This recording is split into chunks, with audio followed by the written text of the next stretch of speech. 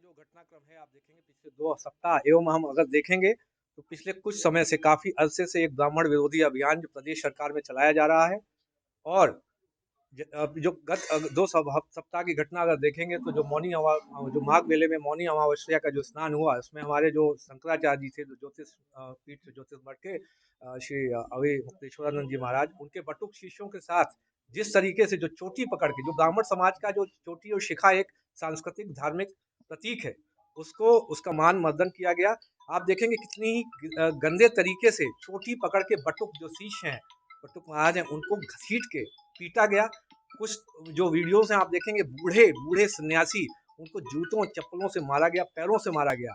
आप अगर ये प्रशासन के लोग ही इस तरीके से जो अगर मैसेज देंगे तो समाज के जो दूसरे वर्ग हैं, वो ब्राह्मण समाज पे कितना अत्याचार करेंगे, जब प्रशासन के लोग ही इस तरीके से अत्याचार कर रहे हैं। इसके अतिरिक्त जो दूसरा विषय था, उसमें जो यूजीसी का जो रेगुलेशन अभी आया है, जो 13 जनवरी का जो बजट है भारत सरकार का, उसमें सामान्य वर्ग के जो विद्यार्थी हैं, वो जो यूनिवर्सिटी में, उनको स्वघोषित अपराधी मान लिया गया है। उनके विरुद्ध समता समिति के माध्यम से शिकायत दर्ज कराई जाएगी। और आपके जो बेटे बेटियां हैं, यदि बेटी है तो उसका शारीरिक शोषण समता समिति के माध्यम से फर्जी शिकायतों का निस्तारण करने के दौरान किया जा सकता है। अगर आपका बेटा प्रतिभावान है तो कोई भी आप पे एक फर्जी शिकायत डाल सकता है और आपके पूरे बेटे का भविष्य बर्बाद कर सकता है। समता समिति के सदस्य जो उनका शोषण कर सकते हैं। इस पर सबसे बड़ी नाराजगी ये है, जो हमारे समाज के जन प्रतिनिधि, जो हमारे तथाकथित, जो हमारे जातिगत जो माना जाता है, जो ब्राह्मणों के, जो अपने आप को समझते हैं ब्राह्मणों के नेता समझते हैं, वो लोग भी उस पर कुछ नहीं बोल रहे हैं। जो ब्राह्मण एमपी एमएलए कुछ नहीं बोल रहे हैं और चुप्पी साध के बैठे, जैसे वो किसी कॉर्पोरेट कंपनी के एम्प्लॉई हो। वो उनको उनको लग रहा है कि किसी कॉर्पोरेट कंपनी के जो सीईओ होते हैं, जब तक उनको आदेश नहीं देंगे तब तक वो कुछ भी नहीं बोलेंगे। तो मैं तो अभी भी कहता हूँ, आपको अगर थोड़ी सी रीढ़ है, शर्म है, थोड़ा जमीर बचा है, तो मैं ब्राह्मण एमपी एमएलओ से बोलता हूँ कि आप जो है रिजाइन दे दे तत्काल। सामान्य वर्ग इस समय जो है देश में अब भी जो भारतीय जनता पार्टी का जो करंट स्टैब्लिशमेंट है उसके साथ नहीं है। सरकार अगर देखेंगे, आप जाएंगे तो इस समय अस्थिरता के माहौल में है। केंद्र एवं राज्य सरकार दोनों तरफ जो है सामान्य वर्ग केंद्र सरकार से अलग हो चुका है। अतः जो है सरकार अल्पमत में है। मैं चाहूंगा जो ब्राह्मण, कम से कम ब्राह्मणों में अगर थोड़ा ब्राह्मण एमएलए एमपी में जमीर बचा है तो तुरंत रिजाइन दे दे, त्यागपत्र दे दे और जनता के साथ खड़े हो जाएं। यदि आप अभी जनता के साथ खड़े नहीं होते हैं, समाज के साथ नहीं है, तो आगे आप सोच रहे हैं कि चुनाव में लड़ेंगे तो क्या जीत पाएंगे? समाज अब आपसे अलग हो चुका है, मानसिक रूप से अलग हो चुका है। पूरे देश विदेश में हर एक जिले में यहाँ सामान्य वर्ग प्रदर्शन कर रहा है और आपको इतनी भी रीढ़ नहीं, इतना शर्म नहीं आ रही है कि उनके साथ खड़े हो जाएं। इनकी अब जो शंकराचार्य जी वाली घटना है उसको कई दिन हो गए। ये कब आपको लगा कि जो इस तरह से गलत हो रहा ये आप देखेंगे कि जिस तरीके से हुआ, आप एक पर्टिकुलर एक षड्यंत्र के तहत कहीं कोई उसको कालनेमी की संज्ञा दे रहा है, वो शंकराचार्य है, कोई उनको नोटिस दे रहा है कि वो शंकराचार्य है कि नहीं है। आप 1 वर्ष पहले उन्हीं शंकराचार्य के पैर छूते हैं और उनको राजभवन पता नहीं कहाँ कहाँ इन्विटेशन भेजते हैं शंकराचार्य जी के नाम से।